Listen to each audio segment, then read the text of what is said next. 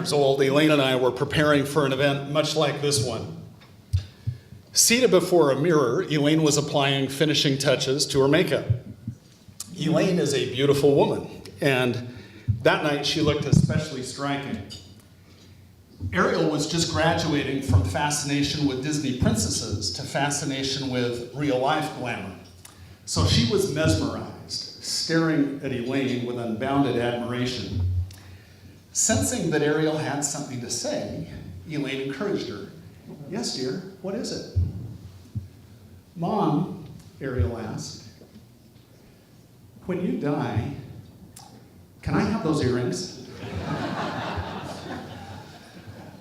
Of all that we might pass along, what is it that our children and grandchildren will value? Will the rising generation appreciate what we bequeath? 30 years ago, President Reagan raised those questions in his farewell address. Now remember, he won re-election in a 49-state landslide, a benchmark not even approached by anyone since. He'd reinvigorated the economy, reasserted our military and moral strength, liberated Eastern Europe, set in motion the dissolution of the Soviet Union, dramatically reduced the risk of nuclear war. So he could have taken a victory lap, but instead, acknowledging the resurgence of national pride, President Reagan warned, quote, "It won't count for much, and it won't last unless it's grounded in thoughtfulness and knowledge. And informed patriotism is what we want." Are we teaching our children what America is and what she represents in the long history of the world? Those of us who are over 35 or so were taught very directly what it means to be an American. We absorbed almost in the air a love of country and an appreciation of its institutions. You could get a sense of patriotism from school or popular culture. But now, well-grounded patriotism is no longer the style. We've got to do a better job of getting across that America is freedom. Freedom of speech, freedom of religion, freedom of enterprise. And freedom is special and rare. It's fragile. It needs protection. So we've got to teach history based not on what's in fashion, but what's important. If we forget what we did, we won't know who we are. I'm warning of an eradication of the American memory that could result in an erosion of the American spirit. Close quote. Has the nation heeded President Reagan's plea? Not among high school seniors. The National Assessment of Educational Progress ranks student performance as advanced, proficient, basic, or below. In the latest test of US history, how many 12th graders ranked proficient, the middle level, or above? 12%. By far the lowest of any subject. How about basic or better? Only 45%. In other words, over half of high school seniors lack even a basic understanding of American history. How about college? Using high school, not college, questions, the American Council of Trustees and Alumni surveyed seniors from 55 elite universities on American history. How many received the equivalent of a C or better? 19%. 81% lacked even a basic high school level understanding of American history. How about all adults generally? People who want to become US citizens need to take a citizenship test. There are 100 questions, I've seen them, they're straightforward. 60 is a passing grade. Suppose we gave that test to existing citizens. Well, the Woodrow Wilson National Fellowship Foundation did so via a national survey and found that 2/3 of American citizens could not pass their own citizenship exam. The survey found stark gaps in knowledge depending on age. Of those 65 and older, 74% passed. Of those younger than 45, only 19% passed. The retiring generation knows American history. The rising generation does not. Historical amnesia is too mild a term. One cannot forget what one never learned. The more accurate diagnosis is historical ignorance, and it's reached pandemic proportions. The result? First Amendment freedoms are under assault. Most millennials prefer socialism to capitalism. Political discourse has degenerated into a miasma of tweeted insults and televised shoutfests. The Constitution's constraints are disregarded. Its limited grants of enumerated powers ignored. Its carefully calibrated checks and balances attacked.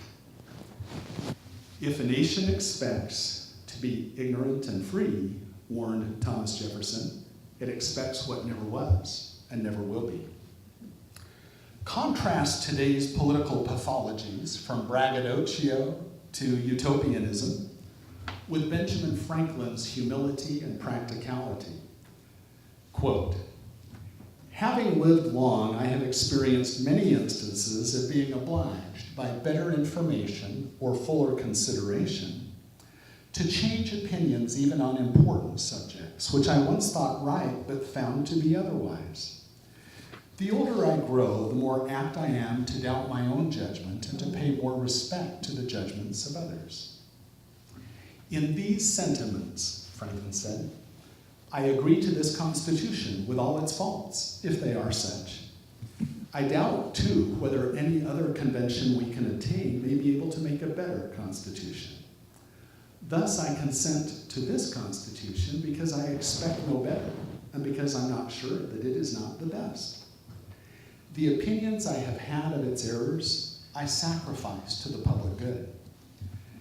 I cannot help expressing a wish that every member of the convention who may still have objections to it would with me on this occasion doubt a little of his own infallibility, and to make manifest our unanimity, put his name to this instrument." Close quote. Contrast today's reflexive partisanship and polarization with the founding father, of whom Michael and Jana Novak wrote, quote, "The genius of George Washington was to shape himself to become a man of high integrity and sober reserve, a man of honor and internal fortitude, who could be trusted by all Americans of all backgrounds. It was as if he knew that he might one day have to be the only man in the whole country of whom it could be said that everybody trusted him," close quote. Finally, contrast today's endemic ignorance with the historical insight of tonight's honoree. Interviewed by a business publication, Alan Miller said, quote, "Several leaders influenced my leadership style, but none more than the first president of the US, George Washington. I am a student of history and have carefully studied the courage of our nation's founding fathers and their bold entrepreneurial style. From George Washington, I have learned the importance of perseverance, the power of remaining calm under pressure, and the value of being ambitious," close quote. Indeed, the lessons of the founding transcend politics, and the examples of the founders illuminate innumerable fields of endeavor, or would, if more widely known. The Connolly Foundation is helping.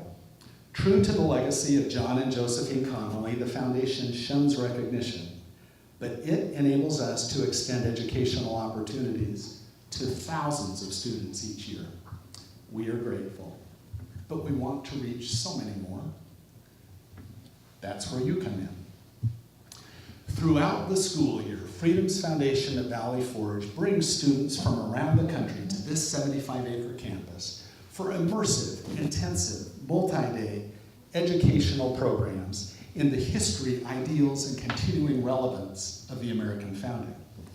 Throughout the summer, we do the same for teachers, providing college-accredited, graduate-level, professional development courses, exploring the founding ideals as manifest throughout American history. This year, 440 teachers will be not merely informed, but transformed, returning to their classrooms reinvigorated with a profound appreciation of American history and entrepreneurship, the rights and responsibilities of citizenship, and the link between character and freedom. We've recruited the teachers. Now we need the donors. If what you've heard resonates, grasp that pledge card on your table. Fill it out. Sponsor a teacher, or several, or an entire program. Help us inspire informed patriotism and responsible citizenship in the rising generation. Thank you.